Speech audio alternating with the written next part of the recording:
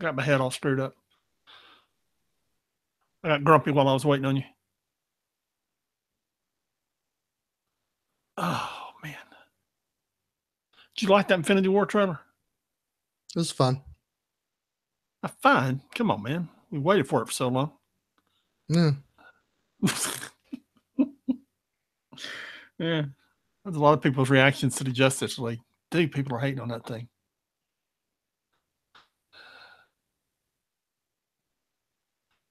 Oh, man.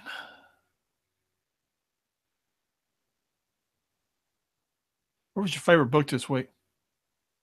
We do that at the end of the show. I understand. I'm asking now to make conversation. Oh. Oh. Hell, you're helping. All right. Count it down.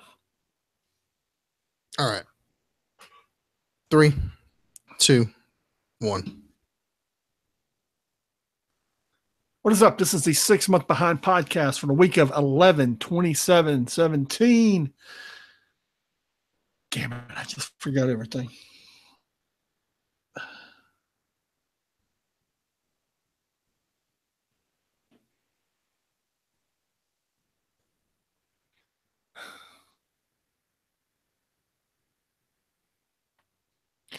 What is up? This is the 6 Month Behind podcast, week of 11/27/17, where we talk about all the comic books in the Marvel Unlimited app. I am Pat. And I'm Sean. And this week, we are Jimbo Fisher and Scott Frost because they got paid ridiculous sums of money by Texas A&M and Nebraska for coaching so-called student athletes to play a game. We should have that gig.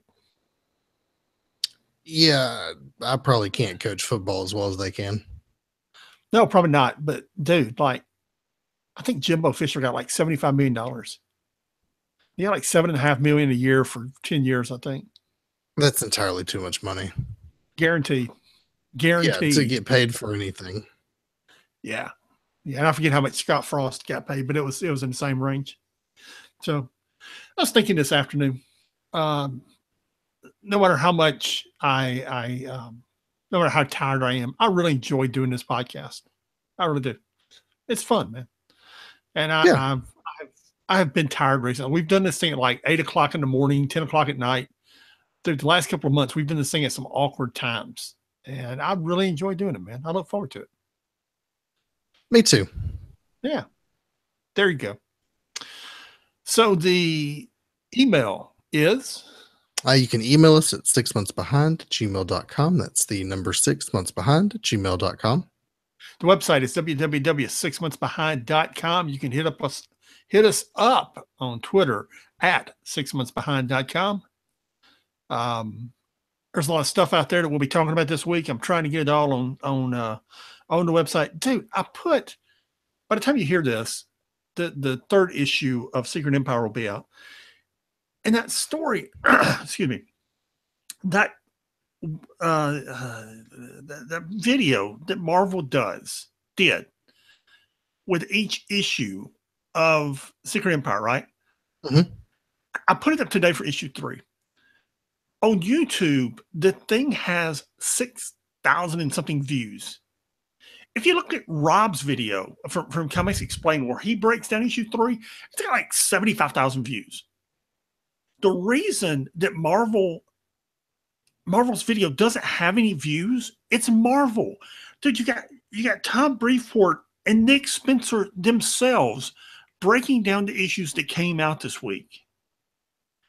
And it's got 6,000 views. You know why? You can't find the friggin' thing. I knew it was there. I wanted to find it. I put it on our website so people could see it. Dude, it took, no exaggeration, 10 minutes of searching this afternoon. Putting in search words, ABC, Marvel, Good Morning America, Secret Empire 3, Nick Spencer, to find that video. Man, why do people not understand how to make their videos searchable? I don't know, man. Because that's stuff that a lot of people would like to watch, or at least you and I would. But nah, man, you got to know it's there to watch it. And I mean, what's the point? And the thing only had 6,000 views, and it's only got 6,000 views because nobody knows it's there. Yeah. Because it's not just going to pop up. I mean, Anyway. you're bad at social media and marketing if that's the case. If your fan stuff is getting more views than your actual content. A couple of years ago, what was the young lady that was so popular on G4? She hosted a gaming show that you and I both like. Oh, Morgan Webb. Morgan Webb. She did a podcast for Marvel that lasted like 3 episodes. Because, dude, nobody knew it was there. It lasted like 3 episodes, man. Nobody knew the thing was there, man. Just go. Their website. I didn't even know about it. This is the first time I've learned of it. Their website's a disaster. It's just their social media, their website, their videos. It's a train wreck, man. It is. Their customer support for their various games and services. Yeah. It all is. Speaking of which, a game that I really enjoyed when I had time to play it was Marvel Heroes. I also enjoyed this game. I didn't spend a lot of money in it. I probably only had maybe $50 in it, maybe. Plus or minus. I always did when they were doing a buy one, get one free deal or things like that, when I could get a package, you get stuff free, is when I bought stuff. But dude, there were people who put hundreds of dollars in this game. And it was explain what kind of game it is, because you're better explaining this than I am. It's basically Diablo, but with Marvel characters. In fact, David Brevik, who created the first 2 Diablo games, created this game. So it's basically Diablo with the skin. It's, top-down, third-person view.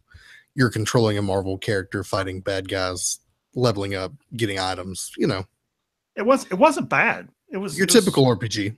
It was a really good game. It was probably the best Marvel game that's been out in a long time. If you remember Ultimate Alliance, it was a little bit like that, but yeah, on an MMO kind of scale. And apparently Disney decided to shut down Disney Entertainment, which was the company that published the game, and they shut down the servers this past Friday. Shut it down. They were going to do it December 31st, and instead they just yanked the plug. Yep, gone. Yep, all that gone forever. Yep, it was kind of sad. There were some people grieving. It was really sad, if you ask me. I don't understand why they couldn't keep it going. I could never get a firm grip on the number of people that actually play that game. You and I tried, and I don't know how much money that thing actually generated. Yeah, I mean, I guess it had to have not generated a whole lot of money for them to just come in and pull the plug on it. Yeah, I guess it didn't, man. But at the same time, you got the Disney money. You can keep that thing going. I hope they don't do that to Marvel Unlimited in the next, couple weeks. Again, it's one of those things again, man. You don't see any figures on Marvel Unlimited or how much it's making. Nope. Or how many people are reading it, or they could pull the plug any day, man. I don't know. I don't know.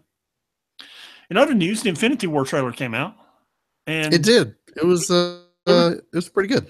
That's not what you said before we went on the air. You were like, "Eh." It was fun. This is trailer. I'll get excited for the movie, not the trailer. Dude, everybody took well, let me rephrase that. No one liked how Thanos looked. I don't understand that. Apparently, they're not familiar with the character. That's my thing, is everybody's complaining about it. I'm like, yeah, what's wrong with him? That's what Thanos looks like. I guess they're just not familiar with him at all. And, not being familiar with him, they made fun of his chin. He's always had that chin. I know. That's, when I started seeing the jokes, I was like, dude, it's Thanos. That's what he looks like. Yeah. Me and a coworker had the same discussion. Dude, I don't know. I don't understand what people's problem is. Yeah. I don't either. But I mean, it's a good looking trailer. We got Black Panther coming up first, and I think Black Panther's where we'll see the last Infinity Stone, and I think you need to see Black Panther to get a good grip on Wakanda, because it looks like a lot of this movie is going to take place in Wakanda. At least some of it, yeah. Yeah, it'll be interesting. Yep. And what only 5 months. It is, isn't it? Yeah, that's exciting. 160 some odd days. But you're not counting the days. No, someone else is. okay. Definitely not me though. Okay. Explain to me what CB Cebulski did. We'll talk about that next week. We got too many books to talk about. What's this Timely Comics thing you put in the notes? Oh, Timely Comics. Well, here's the thing. We were going to discuss this a few weeks ago and we ran out of time, but there's some more coming out this week. Timely Comics is the $1 comic books that Marvel puts out. Oh, it's like 3 issues in one? No, it's literally a $1 comic book where they reprint older comics. Like in my, well, I had it in my hand, but it's yeah, they're going to reprint the Dark Phoenix saga this way. Okay, yeah, I wasn't going to say that. I was going to leave people in suspense. But what they're doing is reprinting different issues of Jean Grey's history over the course of December. So each week, 3 different issues of Jean Grey's history will come out at $1 a piece. So if you're a Jean Grey fan, you know, you can go to your local comic book store and get them for $1 a piece. I sat here before we went on the air and I had Batman 800. I had the latest issue of the Champions, and I had a Captain America Timely comic that I got a couple of months ago for $1. I could not tell the paper difference, the ink difference, or any difference whatsoever in those issues. Other than the content is just reprinted. Yeah. I could tell no difference whatsoever. I was talking to Jason a couple of weeks ago. He said when these things come out, he orders 30 to 50 issues of each one, depending on what it is, and they fly off the shelves. Really? Yeah. And your question to me is, if they can make this and sell it for $1, why is Marvel charging $3.99 and $4.99 for other comic books? And I have no idea. Yeah, I mean, that was going to be my question, but then you can go and find all this stuff in a dusty old long box in the back of the comic book store and probably buy it for less than what you're buying it reprinted. Not really. No, not the stuff they're reprinting. No. No, not the issues they're reprinting. They're choosing classic stuff to reprint. Yeah, but so much of it's in collected editions and stuff now. Yeah, but those aren't cheap. I mean, you're not getting those for $1. No, but you're getting all the story for $14. But they're not printing the whole story. They're printing parts of it. Like I think they're printing X-Men 100. They're printing X-Men 137. They're printing maybe Uncanny #1. They're not just printing the Dark Phoenix saga. They're printing different issues with Jean Grey in them. Okay. I mean, if they can make money doing that, good for them. I guess they are, man. I have no idea. And the question still stands: why is Thor $4.99? I don't know, man. I don't know. I mean, especially when you're competing with DC, who's got stuff at $2.99 and $3.99.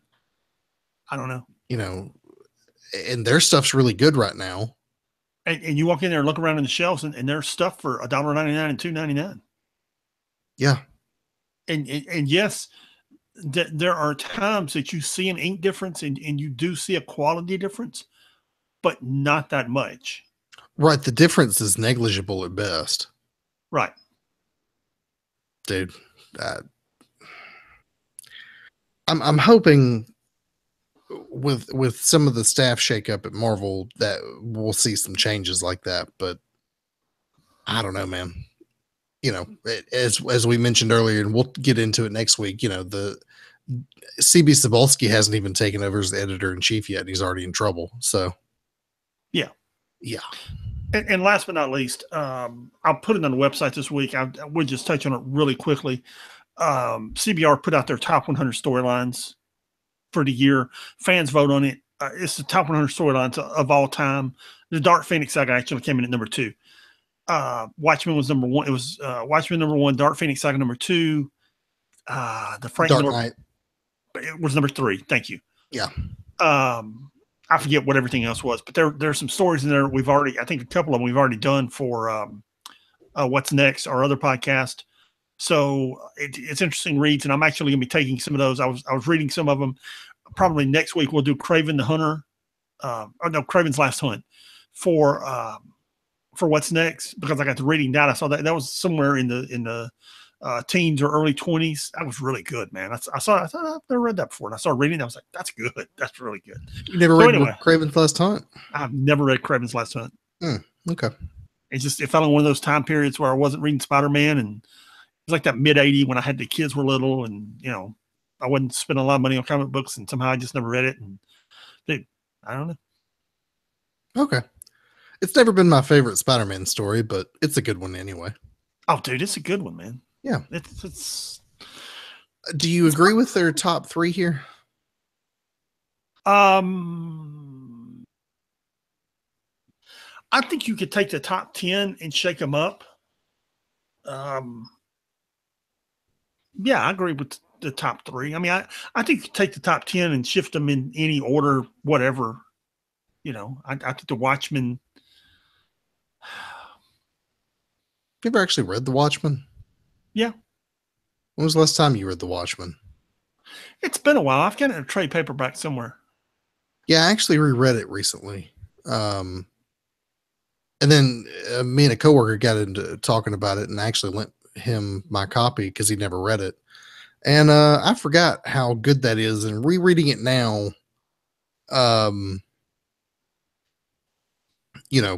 when you look at it as a lens to view current events, is it takes on a little bit of different meaning. Yeah, and that's the thing about some of these stories is you realize with all 3 of those stories, The Dark Knight, Phoenix Saga, Crisis on Infinite Earth, which was in the top 10, which I don't think you've ever read. Maybe you did. Maybe I lent you my copy at one point. I think I did, but it's been so long, I really don't remember. That way, I mean, it's The Watchmen. I mean, these were all at the time very earth-shaking stories. I mean, the thing about the story I just mentioned is, Sue Denby was murdered by Dr. Light. And it wasn't just that she was murdered. I mean, she was, choose my words carefully here. She was raped very violently before she was murdered. I mean, Dr. Light found out who she was, where she was, went to the JLA Watchtower, spent time very brutally murdering her and raping her, and knew all their secrets. And dude, it took them time to catch him, and suddenly they were vulnerable. And you had never seen this group of heroes of the Justice League vulnerable like this before in comic books. And right, it changed how you viewed the Justice League. Right, and much in the same way that Watchmen, changed the way you think about superhero comics, and The Dark Knight changed the nature of Batman in pop culture for the last 30 plus years. Sure. Yeah. Hey, speaking of, did you watch that Crisis on Earth X crossover? I'm about halfway through it. What do you think so far? I thought it was good, man. I think it is good. You got to finish it because it's really good. Yeah, I understand it. I'm like wrapped up in that and The Punisher and a couple other things all at the same time, and I just keep flip flopping between all of them. I watch Shield. Eventually you just got to finish some. Yeah, I know. Somewhere along the way, I watched the 2-hour Shield premiere. I watched football over the weekend. I slept all weekend because I got a cold. I'm all over the place. I hear you, man. Speaking of being all over the place, we do discuss spoilers on this show. So you never know. It may not necessarily be directly related to the books in question this week. It could be, this is 6 months behind, so it could be related to something that's on newsstands now, because we do actually buy a few comic books off the newsstand. So just understand that, and understand that from this point forward, it's really a minefield. Yeah, you've been warned. Yeah. Yeah. So we got a couple of Secret Empire books this week. Okay, so I don't interrupt you. Mhm. When they get to the part where we're talking about, is it Tian or Tian? New Tian? Newtian, I don't New know. Tian. Yeah, whatever. New Tian. Okay, we'll call it Tian. I want to talk about that. Okay. So we start with Captain America Steve Rogers number 17. And this is well after the Hydra takeover.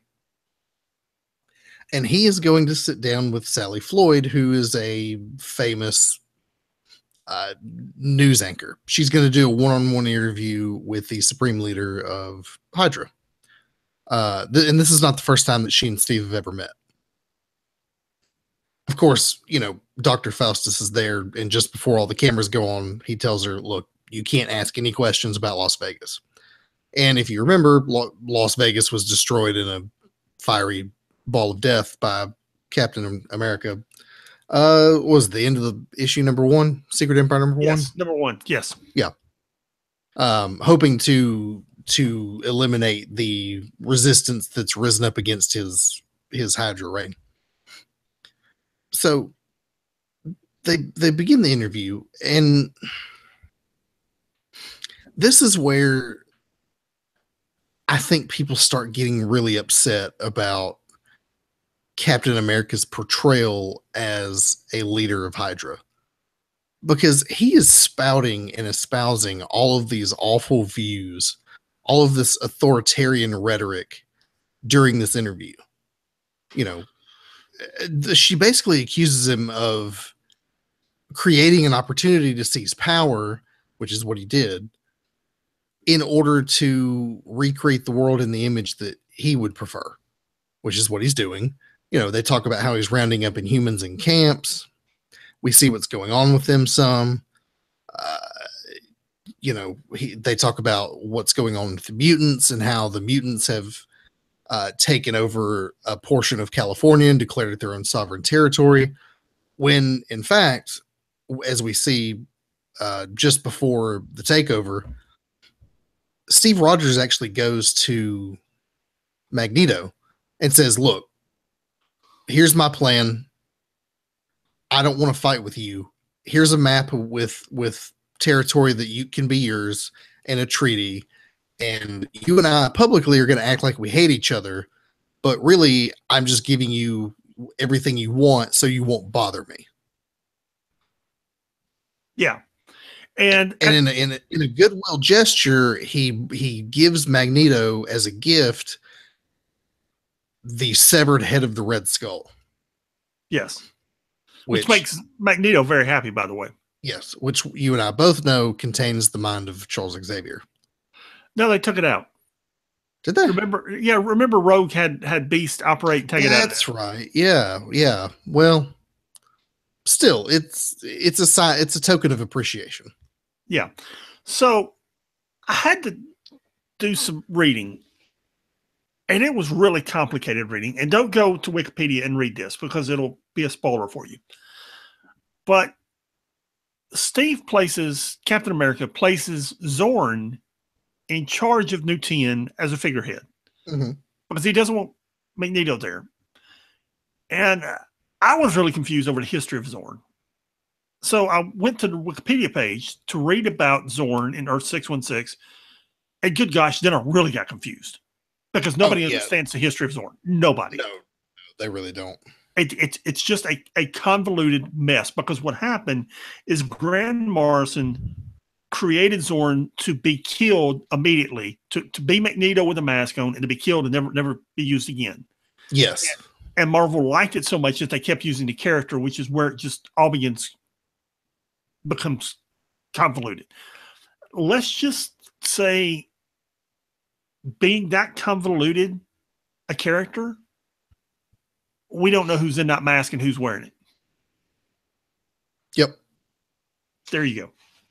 Yeah.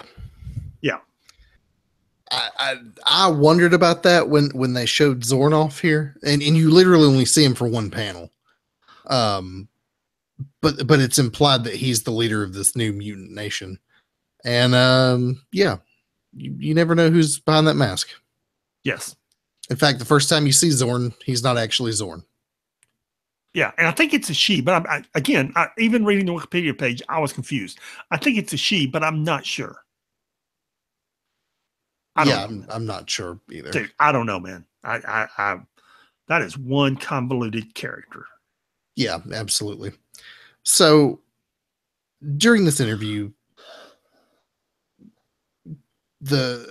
basically what Captain America espouses is that through strength and willpower, you can have law and order, and all of these things will fix your life. If you have law and order, just all of the little things in life will go right.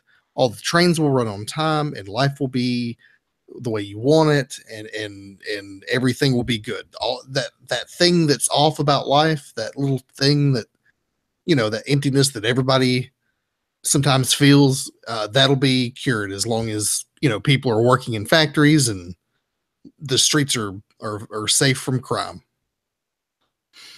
Yeah, and that's that's what we're seeing. It's authoritarianism, it's fascism. And I can understand why people have been offended by this, by seeing Captain America do something like this. At the same time, we don't live in a bubble, and I think seeing this foil against Captain America, the face of fascism on the face of Steve Rogers, I think it's an appropriate lesson for all of us to be learning. Yeah, and Nick Spencer was so beat up for this, and at the same time, I mean, he's writing the Sam Wilson book. He's writing a redemption story, and I don't know, man. People just never gave him a chance to finish the story before hating on it. Yeah, pretty much. So anyway, they didn't give it a chance. No. Anyway, during the interview, Sally Floyd slips up and happens to mention the destruction of Las Vegas.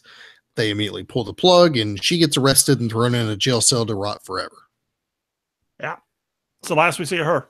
Yep, for now. Yep. That brings us to Secret Warriors number 2, which begins with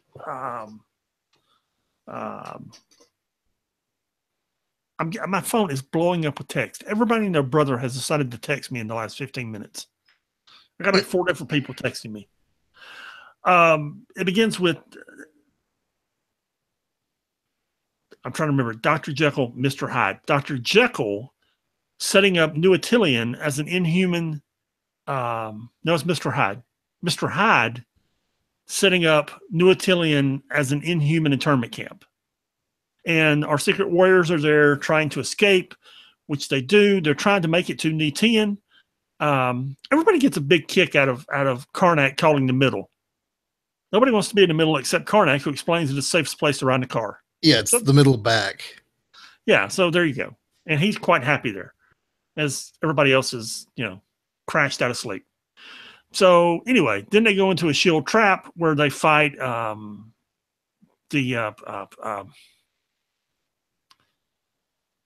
me out, man. Dum Dum Dugan's guys. Oh, the Howling Commandos. Yeah, they fight the Howling Commandos. Thank you. I knew you could finish my sentence for me. Yeah, they fight now on Shield's side or Hydra's side. Yeah, they're on Hydra's side for now, anyway. Yeah, I guess you can program Dum Dum Dugan to do whatever. Yeah, so they take out the Howling Commandos, and then Moon Girl winds up driving the rest of the way to Nitian. It was kind of a, who wants to drive, and she wound up doing it, and finally they make it to Nitian. And it's seeing Moon Girl drive the car was pretty funny. Yeah, this book's been pretty entertaining. It's only in its 2nd issue, but I feel like this is a lot of the Secret Empire event is real serious, and this feels just a tiny bit, little more lighthearted than the rest of it. And I think that little dose is needed. Yeah. It's there's not many lighthearted stories, but this is one of them. And don't get me wrong, it's no Squirrel Girl or Patsy Walker type thing, but it's a little more, they're busting Inhumans out of concentration camps, but Right. it's a little more, they're making jokes occasionally and stuff like that. Right. So yeah, it's entertaining.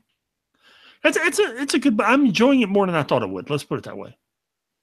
Yeah, and I'm I like enjoying it more than a seeing couple of the other books that we've got here to review. Quake. Yeah. And Karnak's always good too. Yeah.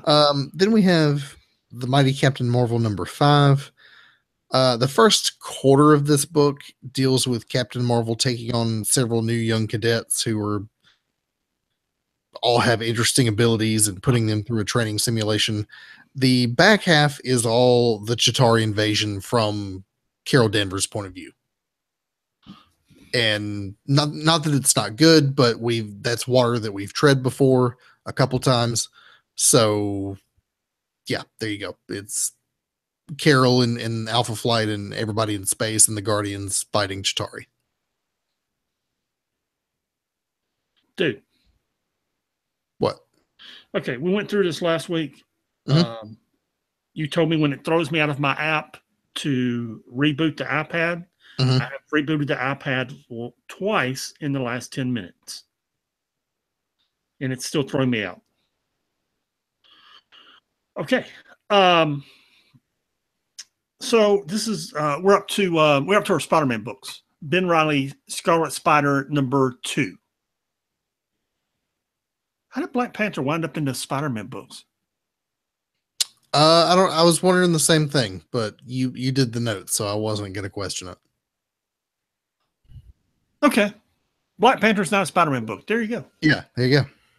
Yeah. So anyway, so Black Panther, Ben Reilly is in Vegas, and he's got this dude's little girl, and he's basically just making crap up as he goes along, which is kind of what you do in Vegas. And he goes to see the lady's little girl, and he gets lucky, and the girl just wakes up while he's there. And then he promises to cure the girl, having no idea how he's going to do it. And he's got. Did you read this book? Yeah, I did. Who's the old lady playing craps? Playing slot machines? Some random old lady he encountered when he walked into the casino, and I guess he just took pity on the lady. I don't know. So he hooks her up with a suite and unlimited tokens. And she's not. I mean, she's not related to him or anything. No, they just kind of ran into each other, when he was there, and she's just this cranky old lady who refuses to leave the slot machine for any reason whatsoever. And he's decided to be nice to her. Okay. All right. And who's this other dude running around trying to capture Ben Reilly? Oh, that's Kane. Okay, because he never identified himself, and I wasn't sure who it was. Yeah, I'm pretty sure it's Kane. Who's out torturing people and just pretty much running amok. He didn't torture anyone. It was a ruse. Okay, he's got her tied up upside down over a tub, threatening to pour water on it. Now, given he did not pour the water on her, but he's got her tied up upside down. It wasn't water at all. Okay, he still got her tied up, terrified. Yes, he pretended to torture her to get the information out of her without actually torturing her. So that's okay then. You need information. Sometimes you got to use a little deception. I mean, you almost wind up feeling like Ben Reilly's the good guy and Kane is the bad guy. I think that's what they're going for here. I think they both wanted to be in between. I think they both wanted to be neutral. I enjoyed the book.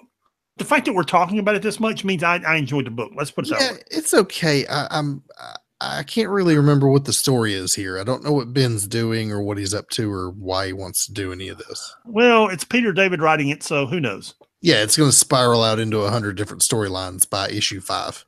Every time I open a book, it throws me out some. Okay.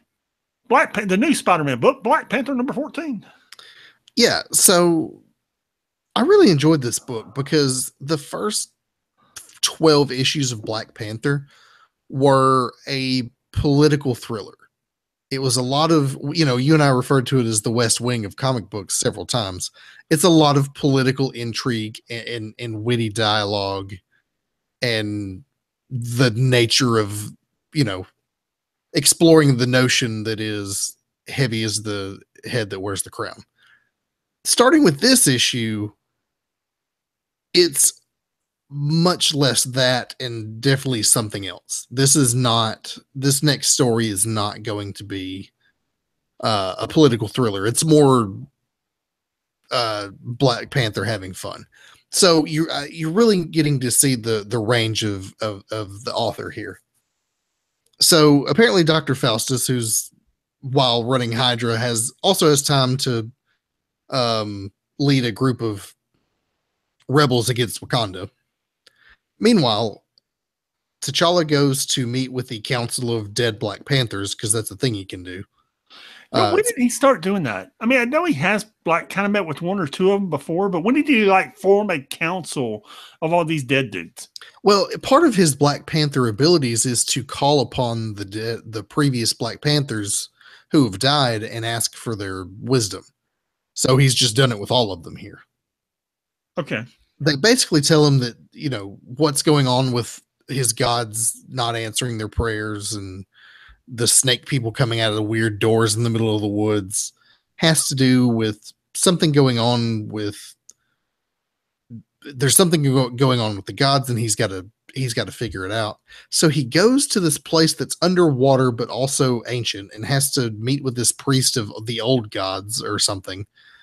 And I really wasn't sure I'm not really sure where this is going, but I get the impression that Black Panther is about to go on some sort of spiritual journey. And then we have a little thing where I guess that's Misty Knight gets captured by Hydra. I'm not sure who that is. I think it is, but I'm not certain either. Yeah, I was unclear on that. Yeah. Anyway, it was a good book. Yeah, it was.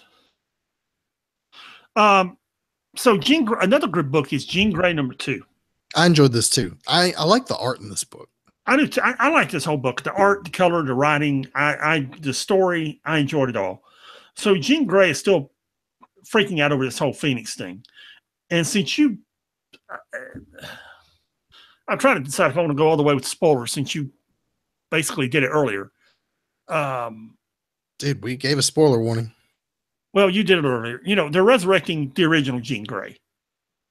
And bringing back, the 1963 Jean Grey and the Phoenix. And that's obviously where this book is going. And I think, yes. I want to say the first issue comes out this week. I believe it does. Yes, December 2nd. Yes. No, 4th. Yeah, first week of December. Yes, it come out this week. It'll be 5 issues running consecutively, which means, you'll get it sometime in June. I'm really looking forward to it. That's obviously where this book is going. And I'm almost certain it's going to tie into this book. I'm looking forward to it. So anyway, the young Jean Grey here is freaking out about the Phoenix Force coming to her in her future, and no one seems to be taking her seriously. Not Beast, not any of the other X-Men. So she goes to Cerebro. Cerebro? Cerebro. That's what I said. Not a bro. You said Cerebro. Cerebro. Mm-hmm. Anywho, Cerebro. There's our mispronounced word for the week. And we're going to talk about mispronounced words in a minute. Don't worry. What book are we going to do it in? X-Men Blue. Oh, okay. Well, I'm not reviewing that, so you can butcher it yourself. And she reaches out to everyone who has held the Phoenix Force before. Quentin Quire, Magic, Hope, and Colossus. Yeah, Hope coming out of nowhere in this book. Hadn't seen her in I don't know how long. No idea what she's been doing. And I'm trying to remember who this group is that she's fighting, and I can't. But the Reavers? I think so. And she's got like an arsenal, dude.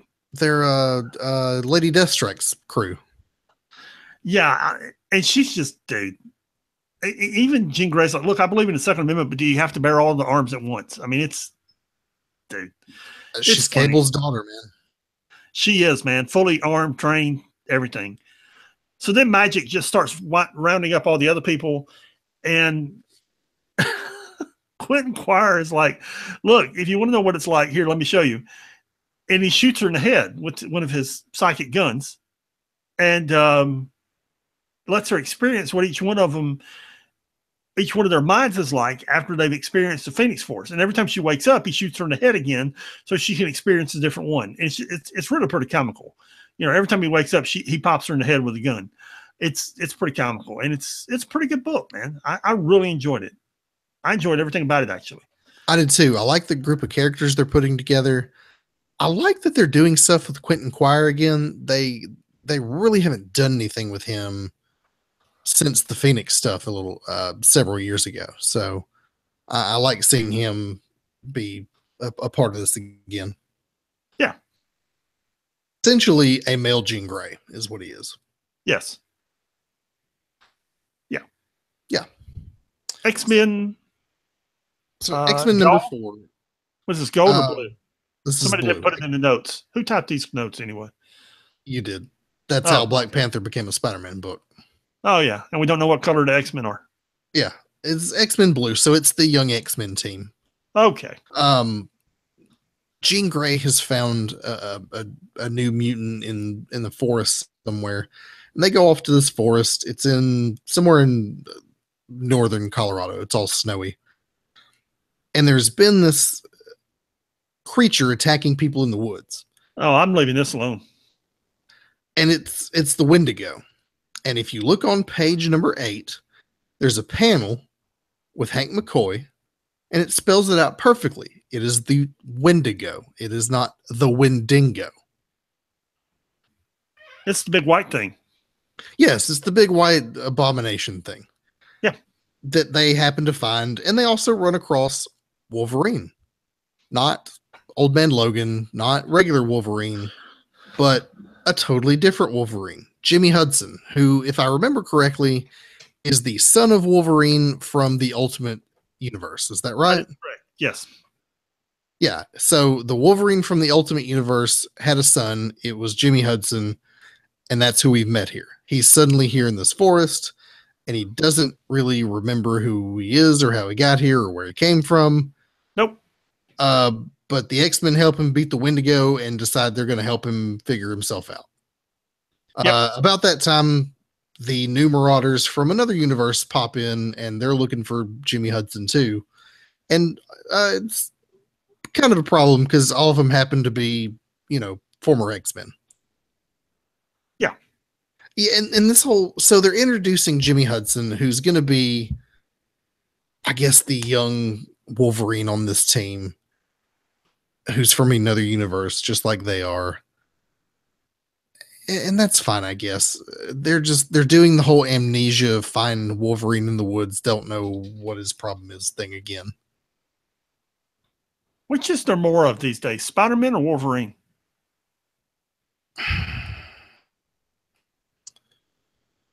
Probably still Wolverine. I'd have to sit down and listen to both. I think it's Spider-Man have got them outnumbered, but it's getting close. Yeah, it's getting there. Yeah. Anyway, it's a good book. I'm enjoying it. I'm enjoying seeing where this is going. I'm not opposed to Jimmy Hudson on this team. So, He is not the last of the ultimate characters you're going to see in this universe. Oh, no. I mean, you got Miles Morales already. You got the other Steve Rogers. We'll see. Well, that's not necessarily the other Steve Rogers. He could be something else. Well, I don't know for sure because I haven't read the books, but that's my speculation. That is your theory, yes. Yeah. Yeah. All New Guardians of the Galaxy #2. I like the art in this book. I did too. Yeah, and it's a decent Guardians book. Yeah. They're breaking into the Collector's ship, which is theoretically impossible to do, but they're going to do it anyway, and it doesn't work out for them. Yeah, they've still got issues. Drax doesn't want to fight anybody. Gamora is more psycho than usual. They're trying to steal a giant egg for some reason. I don't even really care. The only thing I like about this book is the art. It's really good. And everything else, I couldn't care less. I don't know. At least they're back together and in space. There you go. That's the only redeeming fact about this book. I like the group book better than this. That group book wasn't half bad. I really wasn't expecting it to be anything, and it really was pretty good. It was more entertaining than the Guardians book. Yeah. I mean, I'll go on and talk about it now if you sure. want to, but it was more entertaining than the Guardians book. So, moving on to Doctor Strange and the Sorcerer Supremes. Dude, I don't know what's going on in this book. This is issue number 8, and I've kind of lost the plot a little bit. Dude, I lost the plot at like issue 3. It's gotten really out of hand. And you kept telling me it makes sense, and I was like, okay, if you say so. Howard the Duck shows up, and there's ghosts or whatever, and the Supremes are fighting this creature made of hands who's trying to find a book. Every time you say the Supremes, I think Diana Ross, and I make a Diana Ross joke, and you don't get it. And no, I get it. I know who the Supremes are, but in this context, I mean Doctor Strange and the various Sorcerer Supremes. I understand. The Avengers are there, and then they're not. There's this book that Isaac Newton wants, and dude, I don't know. They get sucked into a parallel universe at the end, sort of, or a different dimension. I don't know what's going on, but it's something. I don't know. Yeah, it's kind of how I feel about that Elektra book. Yeah, this is not a book I would be buying if I were buying it off the shelf. It's not awful, but it's not really what I wanted. Here's the thing. It's Elektra.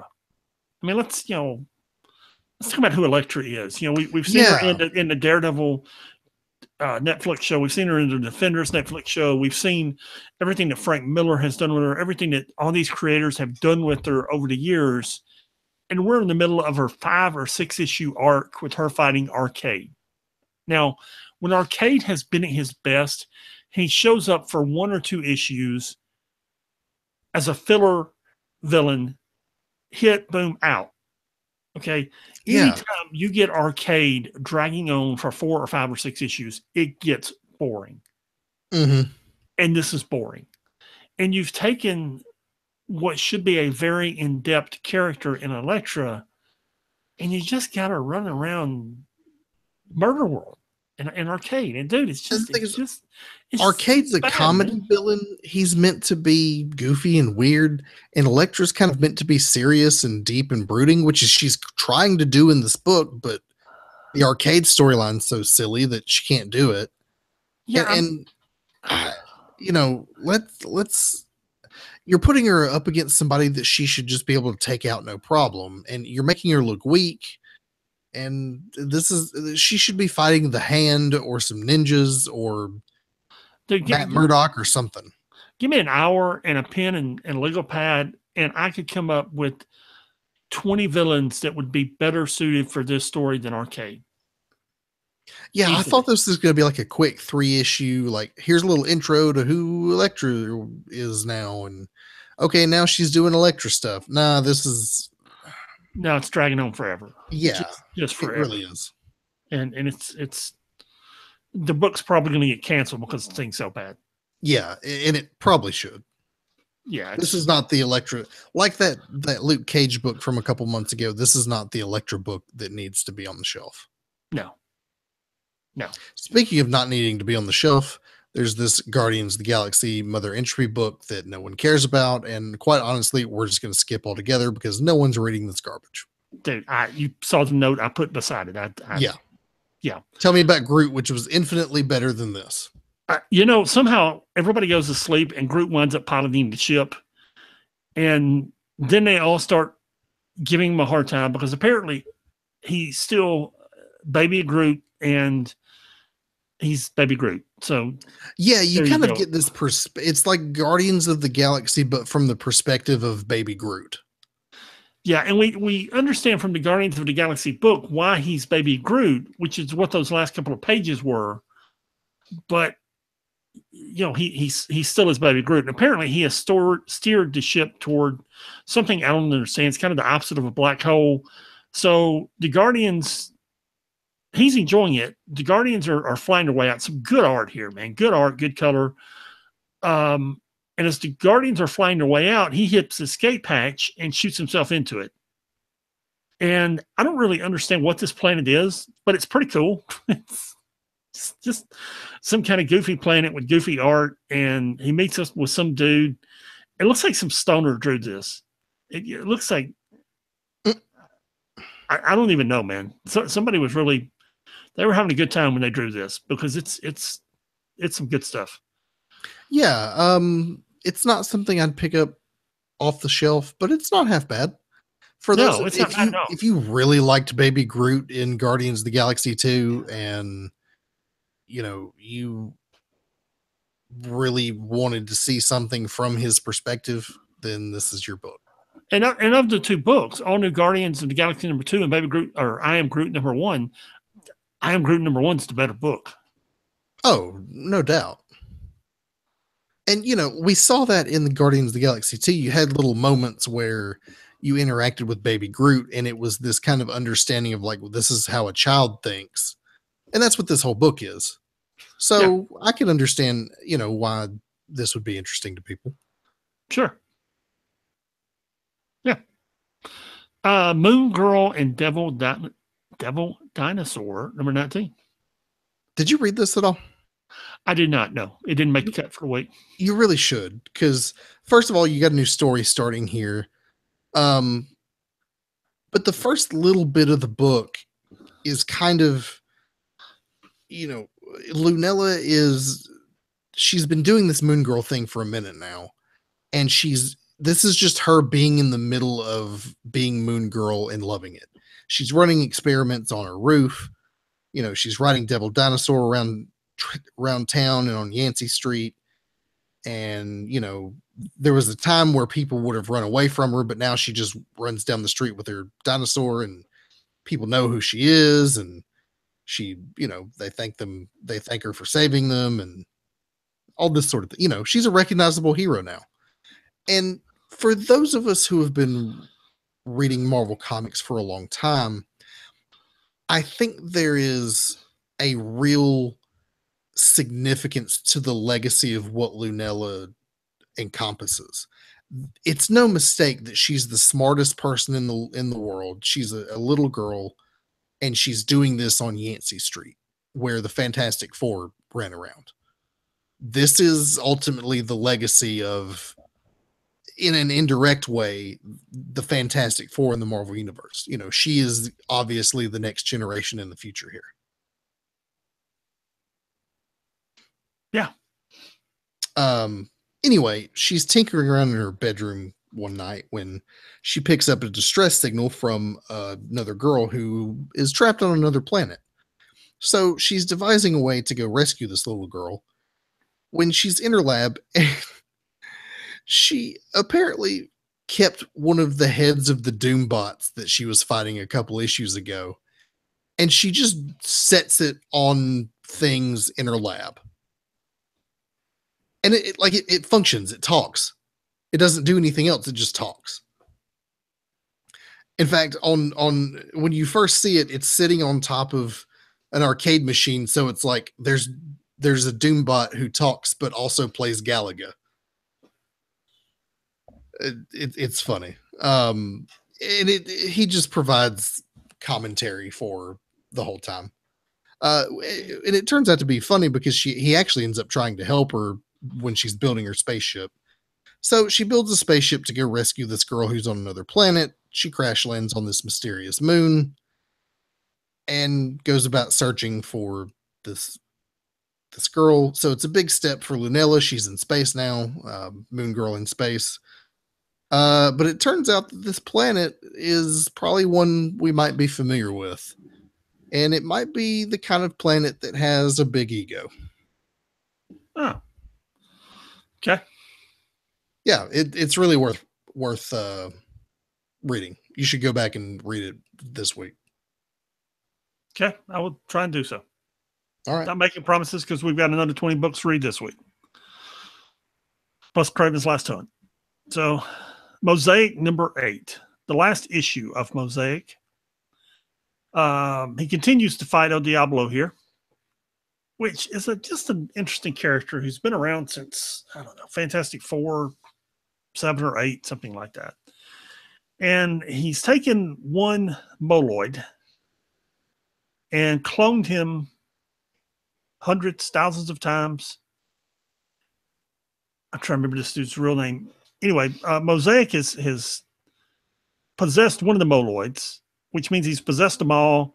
And he finally gets out of the one, and then he realizes he needs to go back and rescue the rest of them. And to do that, he's got to defeat El Diablo, which he does. And, kind of realize these things are alive and they're not really the brainless creatures he thought they were. Then he defeats El Diablo. Then he realizes he really wants to be a good person, even though he's not. And that's the end. Okay. It's not bad. I had hope for this book in the beginning, and the first couple issues were good. It's kind of its second story arc has really fallen off. Yeah. Speaking of falling off, we have Star-Lord Annual number 1, and boy, is this thing a stinker. Did you read this? No. I didn't have to read it. Peter Quill's in a fight with somebody and gets knocked unconscious. He wakes up in an old Western town.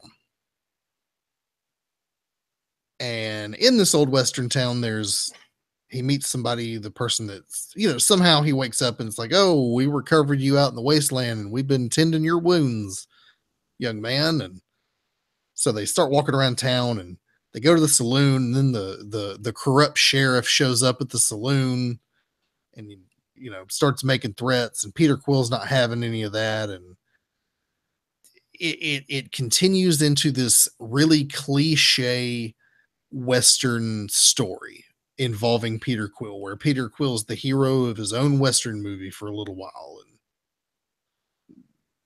and has to take down the corrupt sheriff and hand the reins back over to the good sheriff. And at some point Bruce Banner shows up as the Hulk, but Bruce Banner's dead, and that makes you start thinking, well, if Bruce Banner's dead and not the Hulk anymore, what's going on? And at the end you find out, yeah, this has all been some crazy Lost, kind of like how Lost was. It's all a fever dream that he was in while he was recovering. He wakes up, he's on the spaceship with all the Guardians, and it was all just a dream. Okay, we're not going to dive down the Lost hole. No, we're not. That'll add another 20 minutes. This is already taking too long. Wasn't he good? No, it sucked. I don't like Westerns anyway, but putting Peter Quill in, it was such a cliche Western. Like, there's a shootout at noon. There's a horse race through the canyon. Dude, somebody really wanted to write a Western with Peter Quill in it, and they let him do it in this annual. Oh, there you go. Ugh. Totally Awesome Hulk number 19. First off, this is the prelude to Weapons of Mutant Destruction. Didn't know there was a Weapons of Mutant Destruction crossover coming, but apparently there is. Secondly, the artist who did the cover is Stonehouse. I don't know if that's a person, a company, a male, a female, but Stonehouse did the cover. And whoever Stonehouse is, they did a really good job because this cover's cool. It looks good. It looks I don't know if that's what am I looking for here? I don't know if that's oils or inks or I don't know what that is, but that looks good, man. That's really good. So anyway, we begin with Amadeus Cho as the Hulk up in space, just kind of hanging out, helping people because he can, because he's the Awesome Hulk, and he's attacked by these mutant hunting things that have been hunting the Weapon X people, Wolverine, Sabretooth, Domino, that's been hunting all of these people over in the Weapon X series. I don't know how we made the leap over to the Hulk. I have no idea. we're just here. If you read the last issue of Weapon X, he shows up at the end. Yeah, I don't remember that. And Yeah. I promise I thought I was reading that book, but apparently I didn't. Go back and read the most recent issue. He's there. I guess I didn't read it. I don't know. It's not like we read 100 books a month. No. No. It's not like we speed read some of them. So anyway, they're after Amadeus Cho, and they kind of beat him, kind of don't. Then we cut to Logan and Sabretooth and Domino, who are diving for parts to one of these creatures. When Amadeus Cho shows up, and I guess he's a billionaire with all of his inventions, apparently. That's what he says, and he seems to have the toys to prove it, so apparently he is. And he's got part of the robot, and they're going after it when they realize that apparently the Weapon X program did get some of his DNA, and they're mixing it with everything else they already have. So yeah, that was the whole thing, is that they've also got Hulk DNA, and they've been experimenting with Hulk DNA as well. And well, they didn't have it until this issue, but they do now. Oh, I thought they had it already. Okay. No. Or they wanted it. I think what they revealed in the last issue was that they were searching for it. Hey, can I just say the Grizzlies just won a game for the first time in like a month. Maybe a month and a half. I saw they fired their coach a few weeks ago. Yeah, they just won a game, man. Literally, they were on like a 10 or 11 game losing streak. Good for them. Yes, we interrupted your podcast for this sporting news. Yeah. There you go. Then that was a very good Hulk book. Cool. Yes. Then we have Venom number 150. 150, you say? Where are the other 149 books? Oh, well, this is the kickoff of where Marvel starts changing numbering schemes again. This is the legacy renumbering plan. Yes. Starts off with Venom with the 150th issue. And dude, this book is almost 50 pages long. Yeah. Did you read this? I did. Okay. So there's a couple different stories in the book. The first one is the Venom symbiote reuniting with Eddie Brock and kind of their first foray out into being Venom again. That was really good. It was actually really good. The art is, I don't know. I don't love the art, but it's got a certain style to it and a certain look, a certain use of color that really fits with the Venom stuff. It's got a certain sense of brooding to it that lends well to Venom. So Venom busts up these guys who are trying to break into a bank or something, realizes he's killed some innocent people over a tomato. It's some sort of genetically modified tomato. He thought they were stealing money or something. And he kind of has this weird crisis with the Venom symbiote about whether or not what he's done is a good thing. And he goes back to the church where it all started and has this conversation with a priest, and then has a run-in with Matt Gargan, who's the Scorpion, who also used to be Venom. And yeah, it's a really good story. It's basically where he makes the decision of whether or not he's all in on this Venom thing again. Yeah, and the last panel is really good. Yeah, that's really the best piece of art in this book, I think. Yeah. That use of black and white and red right there. Right. The second book, or the second story, is whatever. Mike Costa wrote it. Venom being Venom, man. There's a long way to go before we get to the Marvel Legacy renumbering, and it's at the end of Secret Empire. And the Marvel Legacy renumbering? Yes. Okay. 150. Right, yeah. There's a lot of stories to go through before we get there, and we'll talk about it, but I don't know if it's something I agree with, don't agree with. They're rebooting the whole universe. It's good. It's we've already discussed the fact that they're bringing back Jean Grey. I can tell you some of the stuff they're doing is really good. I know some of the stuff they're doing this spring that's really I'm looking forward to. Think it's going to bring readers back? if it doesn't, I don't know what will. Yeah. I mean, they're creating a story that's really going to tie in well with the movie, and if it doesn't, I don't know what will. Yeah, that's kind of where I'm at. You know, I mean they've, without just totally throwing spoilers completely out there, that they have created a story that will tie in very, very well with characters and the plot of the movie. And if it doesn't work, nothing will. Well, there you go. There you go.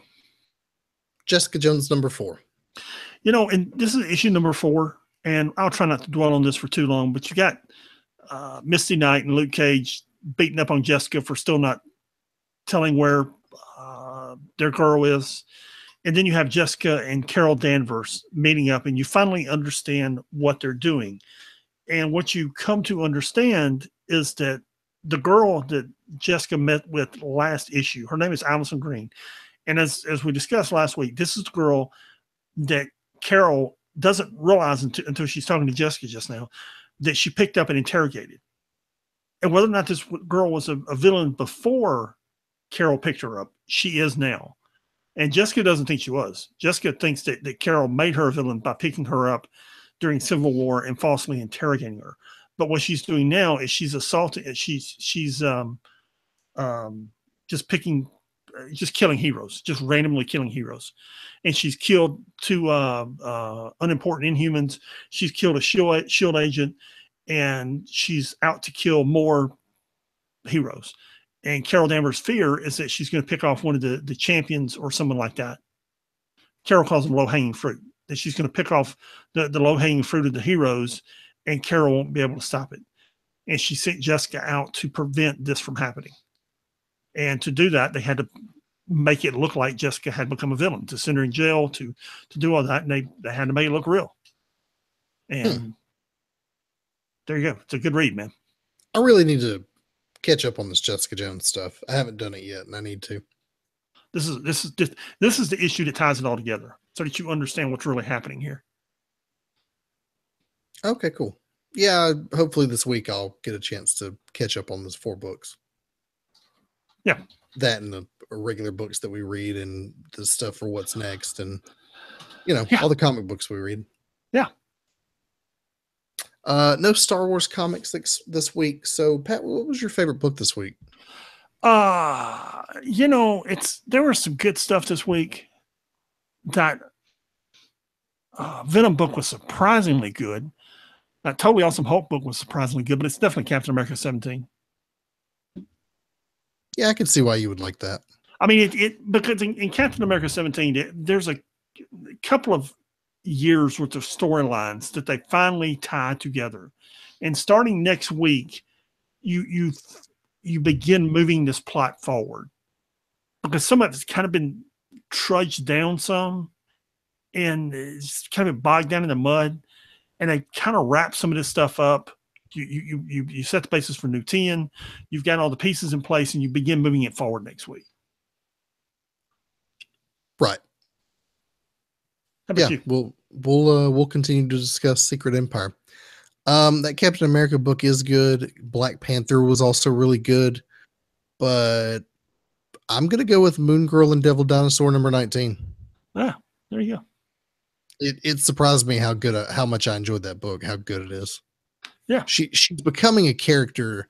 We've been reading her for 19 issues now, and they've really explored her character, and she's becoming someone that I'm starting to care about as a character within the whole of the Marvel universe, and what role she will go on to play. Yeah. There you go. Yep. Yeah. In the dump this week, we have a Wolverine and Punisher Revelation limited series that was very good.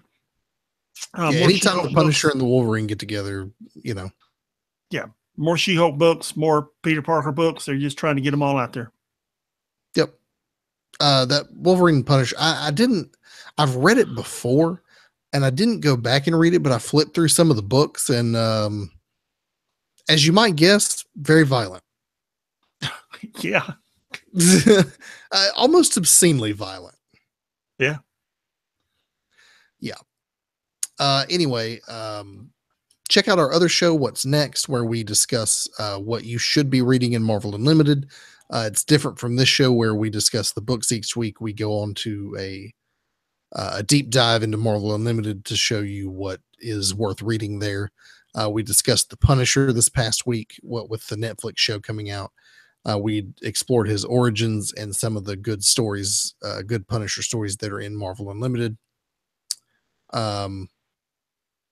If you want to email us about what you think about Secret Empire this week, please email us at 6monthsbehind@gmail.com. That's the number 6monthsbehind@gmail.com.